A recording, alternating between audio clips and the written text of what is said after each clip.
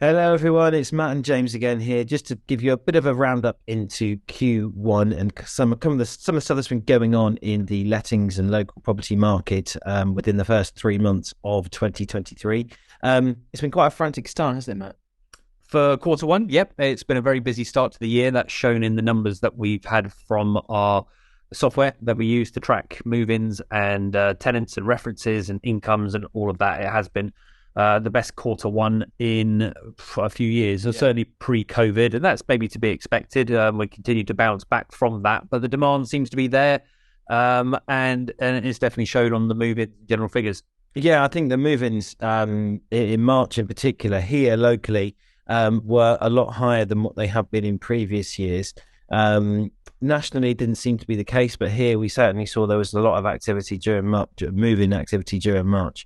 But it does, it has been a busy time. March, I think, possibly kind of normalised a little bit from where we were in the first 2 months of the year. I think you may recall us talking about there being over 1,000 leads that we had in for properties in the first couple of months of the year. That kind of normalised a little bit in March, but it's been very, very busy still, and Lots of movements, yeah. service. I think April we saw a bit of a dip, but I think that's expected because normally Easter and half term we always see a little bit of a quietening or less people moving I think moving out. also that over the last sort of 4 or 5 years, April, May, this is obviously coming to quarter two now, but April, May have got a bit quieter anyway because of the lead up to the tenant fee ban in 2019. We've seen that April and May have been the months where things have gone a lot slower than normal, and I think that will be changing as cycles adjust, and might be some changes, there. But rents, Matt, remain pretty strong, haven't they? Yep, yeah. Anything that's coming on, rents are probably higher than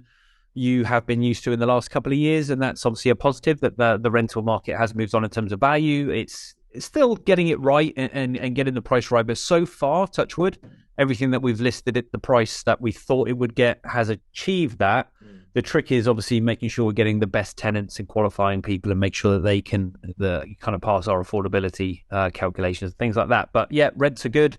The time to rent properties is still nice and quick. We're not seeing properties kind of sat on the market for weeks and weeks and weeks. Most things are going within kind of 5 to 10 days from listing, on average. So that is good. Shows the demand is there. We're concentrating a lot on presentation, photography, and just making sure that we're showing off everything as best we can and going around all the properties again. And we've invested again quite heavily in our photography equipment, so we've leveled that up this year, and I think it's showing in some of our adverts and things like that. So we're not taking our eye off the ball. We do feel that we've got to really concentrate on quality and standards, but the demand is there, and we're seeing that in the calls coming in. I think that tenant expectation now has probably reached the point where rents are a little bit higher than what they used to be, and people accept that that is the way the market is right now. It is no longer, oh gosh, that's really expensive. That's what it is to get a property of a certain type. Yeah. So I think that's possibly I think it's because it's been about a year and a half now of this. It's not just a quick thing that's been the last 2 months. That there has been a busy rental market, more busy than normal for a long time. Yeah. So I think people have just accepted those prices. Trying to find a two bed under £1,000 now is hard. Yeah. So yeah, I think an interesting point is when it comes to renewals is that when tenants are looking at renewals and landlords are sort of having that negotiation point, is that previously increases used to be sort of a standard sort of even £15 to £25 a month. That kind of would be where things would go at the end of each year. Obviously, we've had lots of things like mortgage rate increases that have possibly been up a little bit more.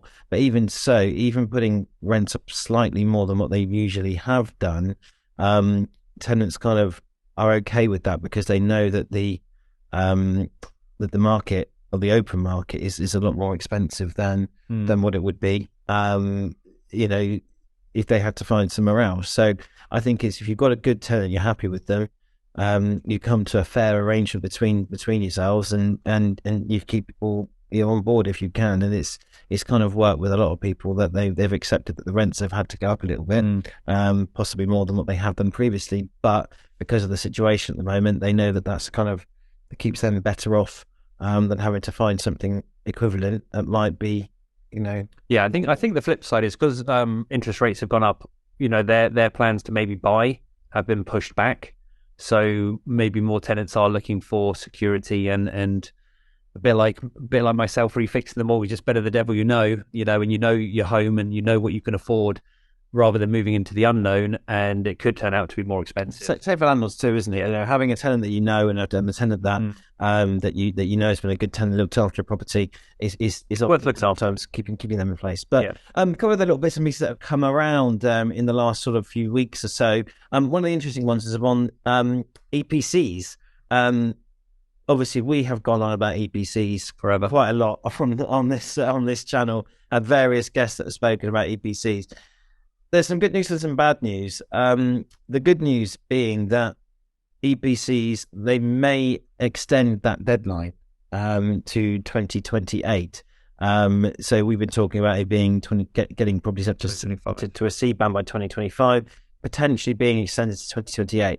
The bad news, as there always is with these things, is that you could end up paying a lot more in your costs before exemption. So up until relatively recently, it was £3,000. I think it's £3,000 at the moment.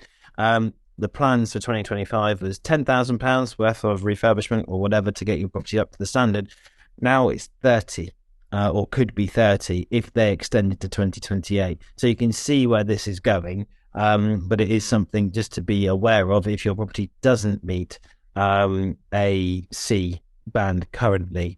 And if it doesn't, maybe it's worth having a conversation with either us to begin with or an energy performance assessor to see what you might be able to do to improve your property in the most cost effective way. So particularly now before anything changes. So probably worth doing that if you've not done so already. Yep, absolutely. And the last bit is on capital gains tax. So the change to capital gains tax allowance on the 6th of April. Previously, the exemption or the annual exemption allowance was 12,300. That has now been reduced to £6,000 on your profit when you are selling a property. That will reduce again next year to £3,000. So massive changes there if you are selling your asset, but it just stuff to be aware of. So that will obviously be stuff which should all come up during any sales process, but stuff to be aware of for the same. Yeah, and that goes back to a previous video we had with Alex Norian, who was a property tax specialist. Really good guy. I've actually referred one of my friends to him today who's looking to buy a property and sell a flat. And I've told him to go to Alex for some advice. And he's a really nice guy, very knowledgeable. And that was in a previous video that we put on YouTube. And if you want his details, then reach out to either of us and we'll pop you his email and phone number through. Because I think it's worth just, getting all the answers. Have a consultation. It's worth an idea just to get an idea where it comes to landlord tax. Absolutely. Well, thank you very much for listening. Thank you for watching. Keep an eye on the channel. There'll be loads more stock content coming in soon. And we'll speak to you very shortly. Thank you. Take care. Bye-bye.